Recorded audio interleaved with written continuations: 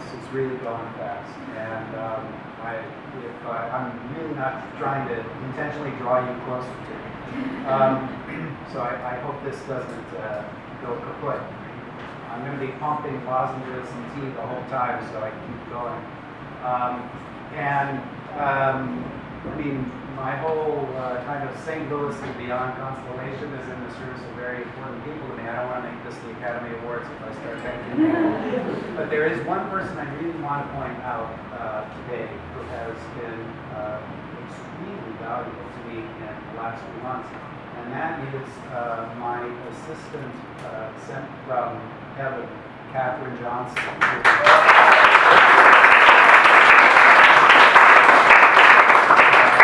Has just been a godsend. So, okay. I'm not going to give you my whole history, but I think a little bit of context is in order because I get a lot of questions about, what do you mean you make books? On airplanes especially, it's like people don't really understand what it means. And so, I need to go back a ways. I wear a lot of hats. I perform a lot of roles in the work that I do.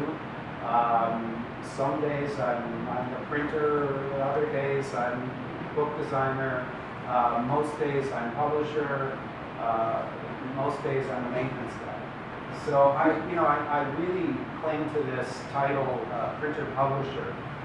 Because I feel it's a very active title. And when I started in this work in the 70s, people didn't really use the term artist books, or book artist. And I've never really liked that term because I never started out there.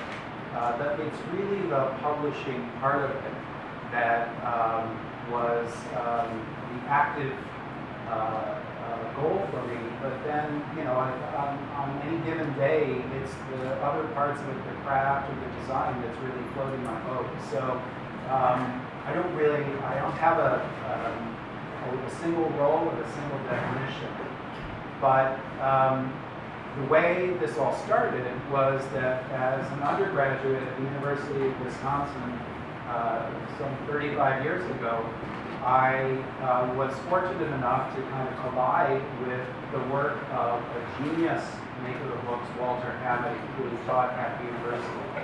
And I didn't know Walter, but I saw a book that he had made on his own handmade paper, with his own hand-set metal type, printed by him, a manuscript of poetry that he had solicited from a very fine poet, illustrations that he had worked with an artist in Madison, hand-bound, and there was something that just stopped me cold about that book. I'd never seen anything so complete in that object, except one other time in my life, and that was as a high school student on a field trip from high school. We went out in lots of different directions. We had one day where we could take a trip in any direction. We could select any trip we wanted.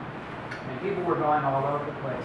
And because I'm sometimes not I don't swim with the rest of the school most of the time, so I selected the trip that had the fewest other students signed up for it, my favorite teacher, and the farthest away.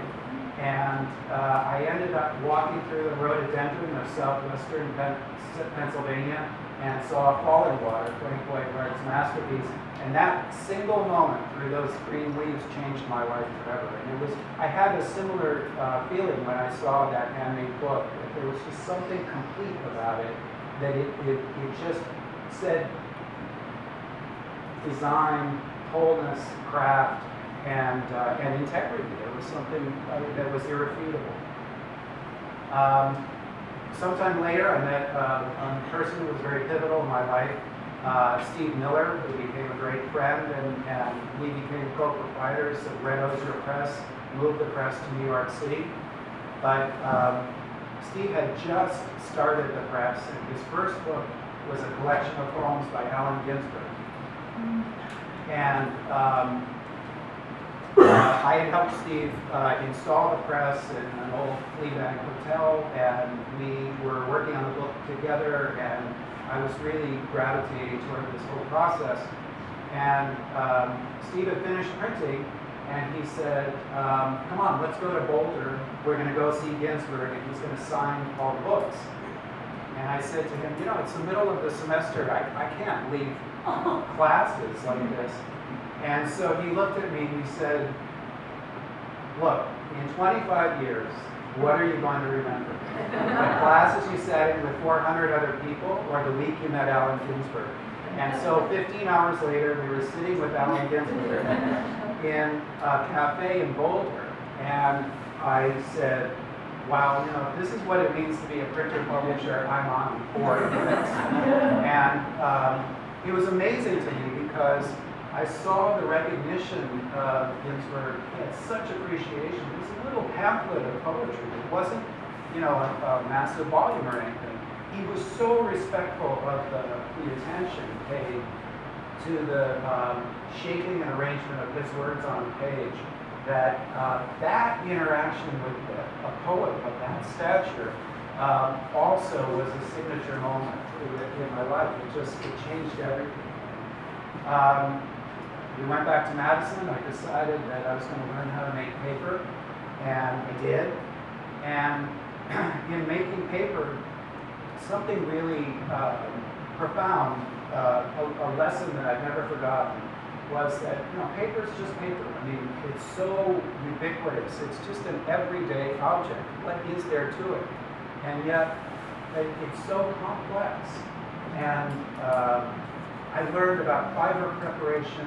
I learned about sizing. I learned about beating the fibers. I learned about long fibers, short fibers, foldability, the integrity, the strength of the paper, the color. There's an incredible range of design choices to be made in this very simple substrate that we just completely overlook.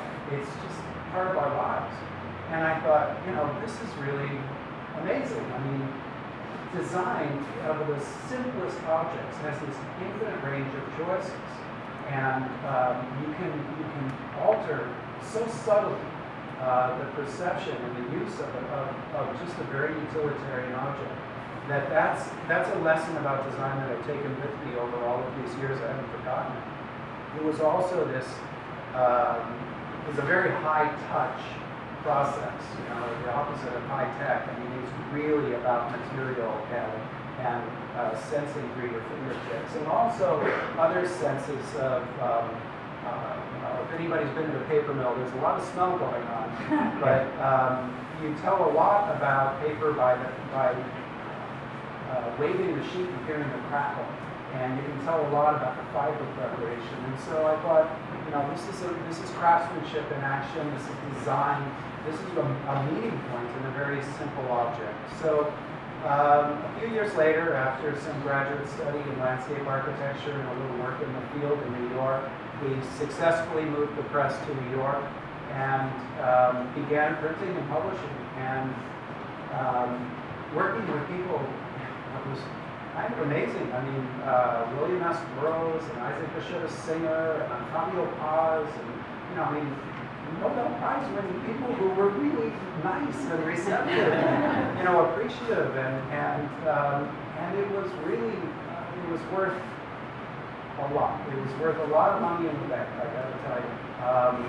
And we had a very successful run. We had about 10 years of making books in New York, and over time I came to have a sense of the book as that great meeting place where there are ideas, there's art, there's poetry, there's this beautiful thing called typography, you know, how you make language visible on the page, how you shape and arrange space. And because of my training in landscape architecture, I came to appreciate this two-page spread as a landscape that I could move things around. And from paper making, almost felt like, you know, because when you print with the letterpress, you're pressing into the page. I almost felt like I was planting things, planting words in the paper itself. And I have a real love of words. I have a real love of writing. I have love of poetry, you have to love the words you're putting on these pages because you spend a lot of time on these things. And each word note, when you're hand setting type, it's a long time. It's months you spend with these texts. You really have to love those words in order to make it through this process and deliver a book that is really important. So all of that stuff really came together, and Red Ozer was known, I think, as a press that was committed to a really interesting publishing list. We had great authors that we had worked with. The permanent collection, the complete archive of our press was purchased for the permanent collection at New York Public Library, and that was a kind of a departure point. The press was, we weren't losing steam as a team, but New York City was getting to be a tough place to do what we were doing, and it was time to move on, and so we did. Steve is at the University of Alabama, and I went to Yale University Press to design and be the production manager for their art and design books. After that, a little detour to North Carolina for a few years, and then I landed here in 1997. And so all the work that you see in here comes from certainly within the time that I've been in St. Louis. And probably I think the oldest piece here is from 2001, and everything else is forward. And much of it is very, very current within the last year for sure. So there are also kind of two sides of the personality here. One is definitely the representation of things Indian. And then the other is some other work, notably the work that I'm doing with the Encyclopedia of Hero. And so I guess I want to give a little context to the India stuff. In 1980, working with the poet Robert Bly in New York on a book of his poetry, he spontaneously recited some poetry that he was working on of a Rajasthani mystic poet named Meera. She's sometimes referred to as Mirabai. As soon as I heard those words, it's bhakti poetry, it's devotional poetry, it's got that incredible blend of like sexy, spiritual Indian stuff that is so wonderful. And I'd never heard anything like it. And Meera became kind of the guiding spirit in the print shop. And I published several versions of those poems from Robert. I was hooked. There was a connection, a visceral connection between me and India. Must have been from a past life someplace. But I didn't get there for another over 20 years. And in the intervening time, I was able to work with Octavio Paz, who also had a very strong India connection. He was Mexico's ambassador to India and had translated a lot of Sanskrit poetry and was, it turned out, in love with the same poetic tradition of bhakti that I was. And so that poetry broadside that is behind the blushing bride over there is representative of a wonderful collaboration. Paz's poem about this location in India, photographed by Nina Sudin, and translation of the poem by Elliot Weinberger. And that was the first collaboration between the three of us. And at the time that we did the original version of that, reproducing imagery of that kind, we really didn't have very many options. The first version of that was a photogravure print that is a very slow, very arduous process and a lot of loss involved. You can't really produce that many. This was a reprint of that version that was done with a digital printing method. And it was the first time for me that I was able to see how 20th and now 21st century technology combined with technologies that are over 500 years old now can be so exciting. You know, there could be a real meeting place, a kind of a tension on the page where these two different technologies are meeting each other and having a conversation, so to speak.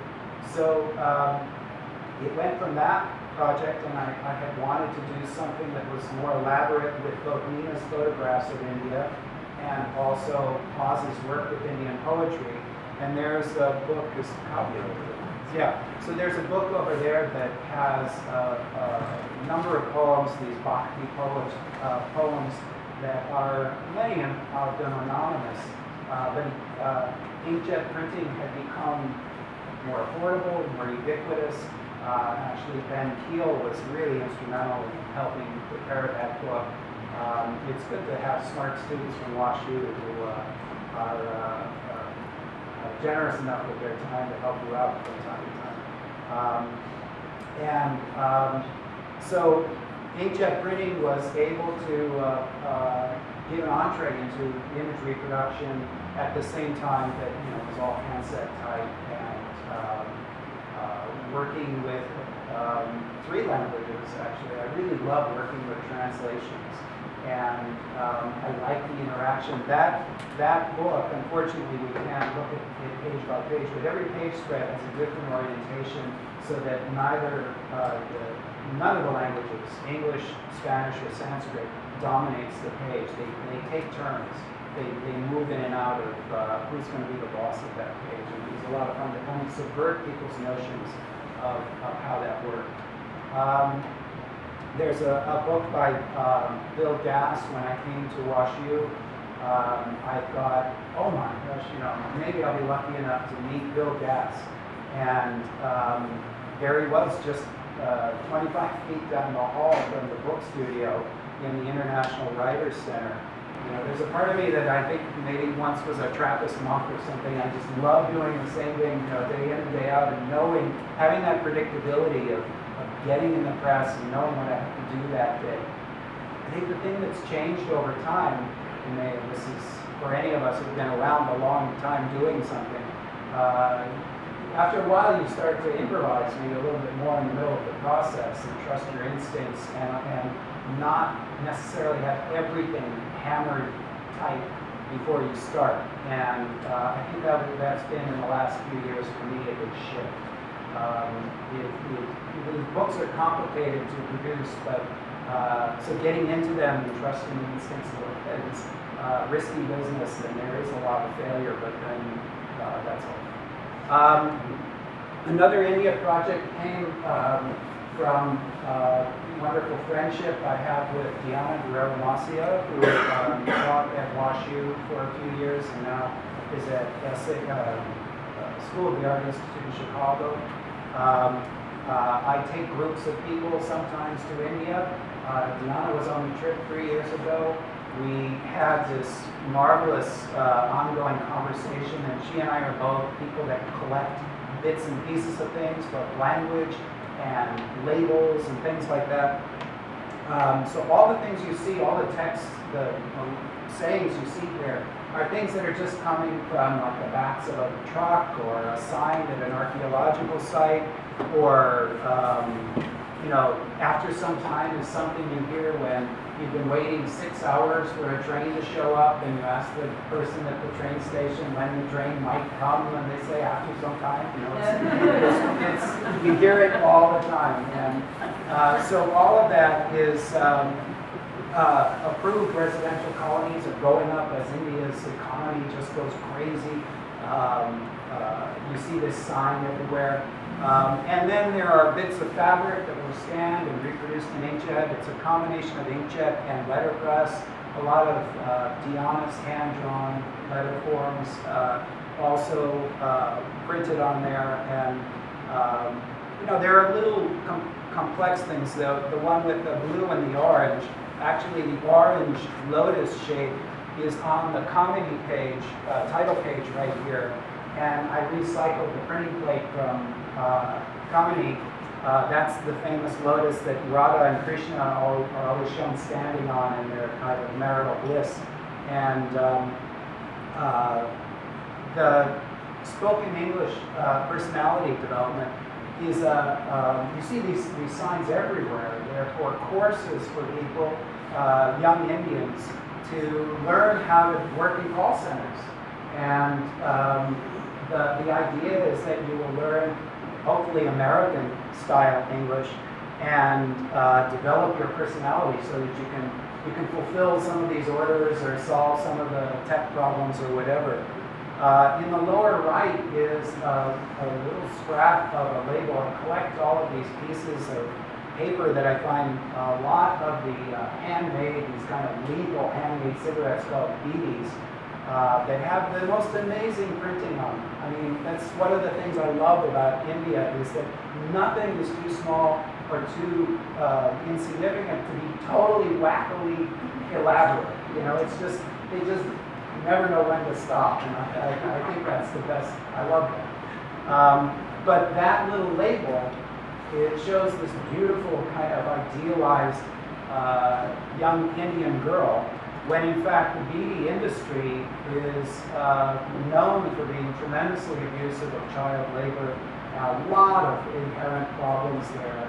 And so there's an irony also about the personality. So there are lots of levels that you can read these things on. And of course, the target is found on a Matchbox cover. So there are a lot of things that are going on. The Road at Night was a self-preservation project. I was running this program for the International Studies Department at WashU, the Village India program, in this tiny place, Kaleda, that has maybe 1,200 people and about 10,000 water buffaloes. And it's really out in the middle of nowhere, and just surrounded by rice paddies and palm trees and so forth. And the local town that you could go to was about an hour away, called Warango, and that's where shopping happened. And so I was working on something. I had to go back and forth to Warango. It's monsoon season, it's raining. Inevitably, I would come back in the dark. The roads are terrifying in the best of conditions. At night in the rain, the worst. You know, Indian drivers don't like to use their headlamps because they don't want them to burn out. They don't like to use their wipers because they don't want them to burn out. Yeah, you know, there are lots of things, and you know, there's always the next life if you don't make it through this one. So I was really going crazy, and I had this driver during the whole month that we were there, Ali, and I was holding onto the dashboard, pleading with him to slow down, and he just laughed at me. He thought it was hilarious. And at one point we were everywhere on these, you know, the roads are like this. They're narrow, rutted, wet, completely black, no road, no street lights anywhere, and people all over the road. Big bullocks and water buffaloes and goats and people, kids, little kids, and everybody's happening on the road. And you know, it's a game of inches the whole time, and nobody wants to slow down for any reason. So at one point we were squeezed in amongst all these big bullocks, animals and stuff, and I started shooting photographs out the window. And the minute that Ali saw me taking pictures, he slowed down because I was the professor czar and he was supposed to help me with my work. So I thought, okay, I'm going to keep taking pictures. And he kept driving at a really, actually abnormally slow. I had to tell him then to speed up a little bit. It was not a, it was so. Anyway, when I got back the first night, I loaded some of these pictures onto my computer, and I thought, wow, this is really interesting. This is telling me something about color and pattern. In India, there was a bit of, you know, because they're blurry and abstract, I was really seeing things almost in a purer way, you know, almost like the abstract painters of the 20th century were discovering maybe the Impressionists before that. And so I realized that there was this story to tell with these pictures. There are, the ones on the wall, there are actually six, seven more of them in the book. I wrote the story about the trip from Warango. So as you see, the upper level is starting out in twilight in Warango and then descending into terror on the roadside.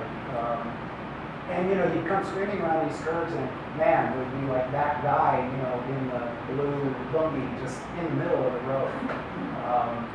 So that was that. And then I think there's one more India piece, and that's,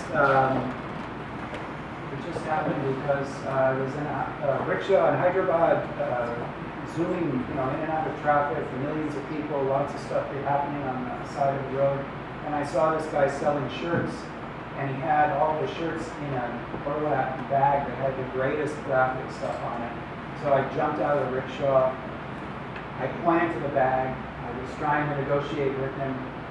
He thought I wanted the entire 100 shirt thing, and I finally got the bag for 100 rupees, and it just seemed perfect to make into this kind of oversized book. And inside are collages, inkjet reproductions of collages of these labels that I collect.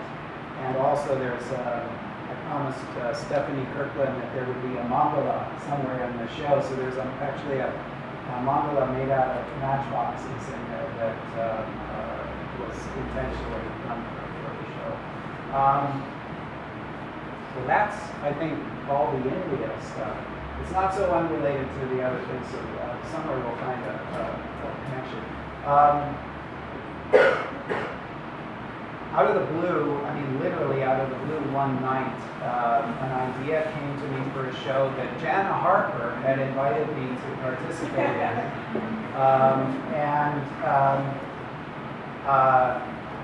I had a sense of how we were all supposed to work on the same format, and I really wanted to do something very different. And it literally woke me up in the middle of the night that I could do a kind of printing on the sheet of paper, and each impression walked the type off the paper as I was printing. After each impression, just shifted one point in the bed of the press. And then I thought, I bet once I do that and collate it all together, you'll be able to read it as if it was printed on the edge of the paper. And lo and behold, it worked. I couldn't believe it, but it actually worked. And so I did one little book, and then I was talking to Mary Jo Bang, and I said, I really want to do something with you, and I want to do it in a kind of a sculptural way. And she just loved the idea. And so she gave me this poem called The Circus Watcher that was coming out in a few months in the New Yorker. And we did it. This is 35 different books, a different book for each line.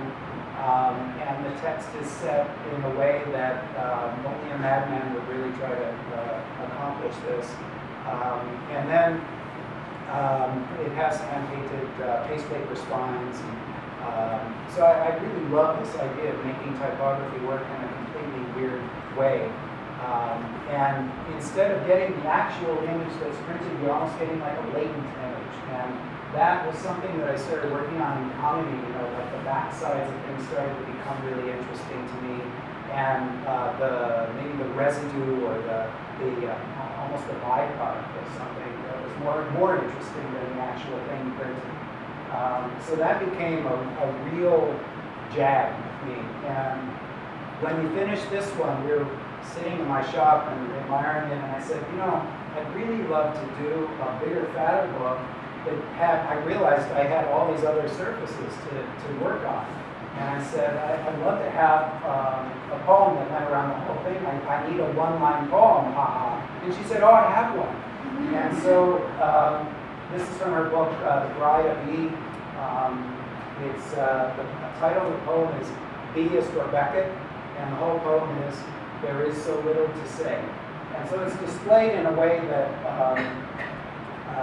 you can see the printing method between the two books, where the type actually disappears as you get up to the top of the book. There are, I don't know, 90-some pages in this thing.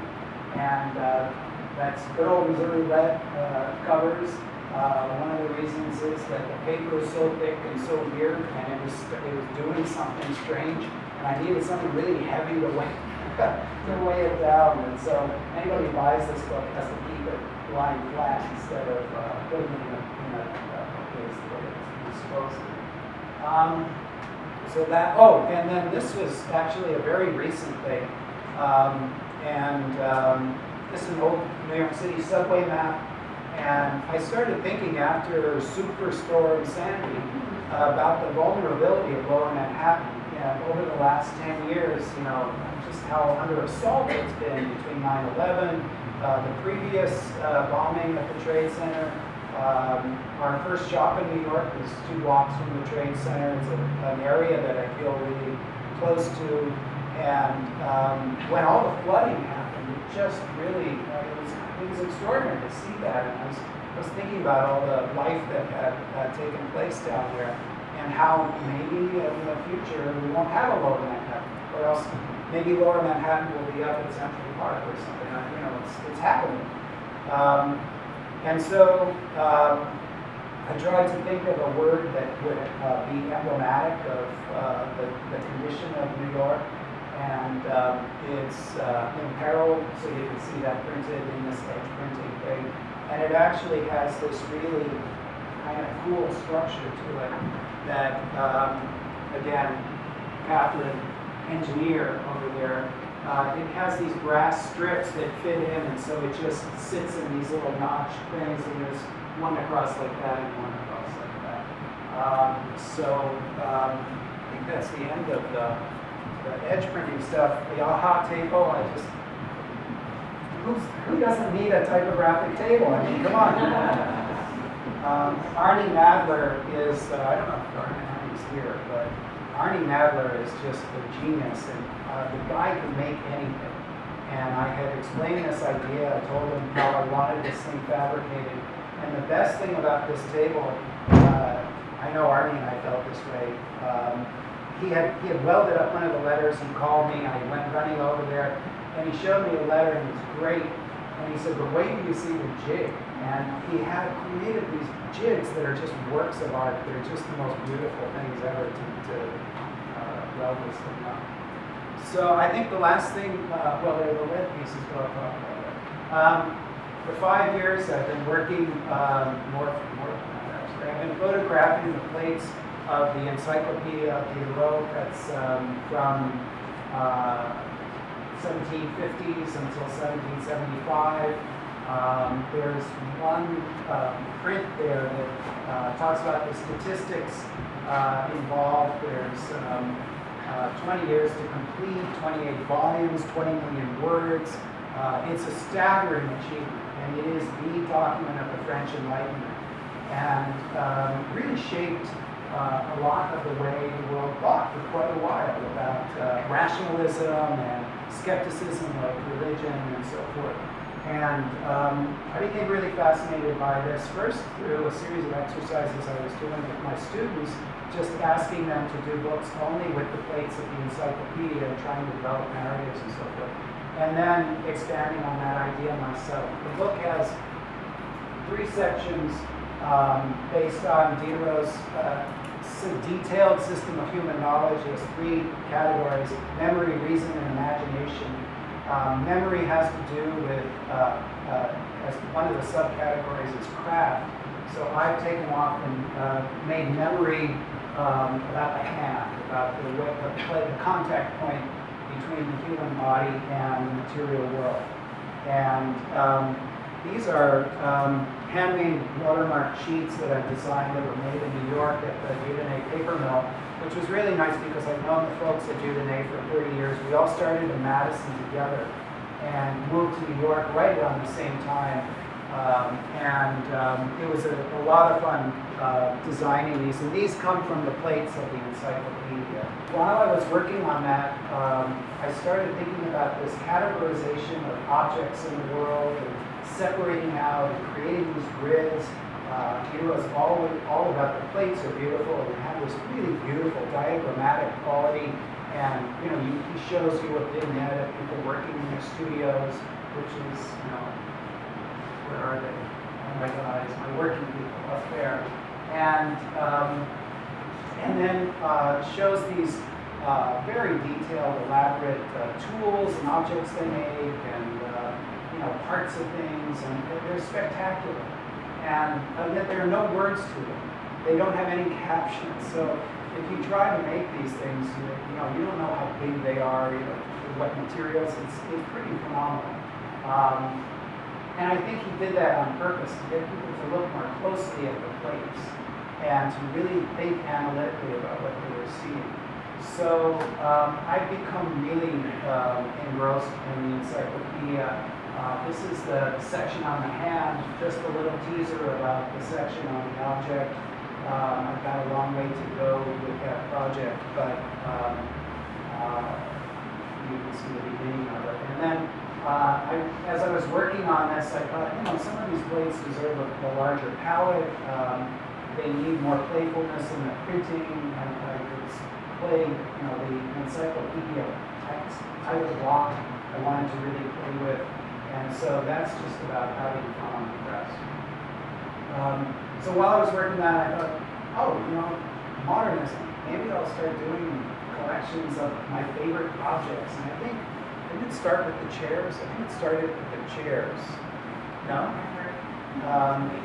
But I just made these little scratch tracings of some of my favorite modernist chairs, the great Rietveld chair and Eames chairs and so forth. And I thought, this is my encyclopedia of the 20th century objects. If somebody thinks that I've left something out, go make their own encyclopedia. And at first it actually started as those blocks, and then I really liked the way they worked in these matrices because they harkened back to what Diderot was doing, and so I thought, why not? And again, 75% of the nation's life comes from our fair state, and makes you question the water a little bit. So it's an homage to modernism, to Missouri, to all sorts of things. I don't know, I think that's it. Is there any questions? I'll be happy to.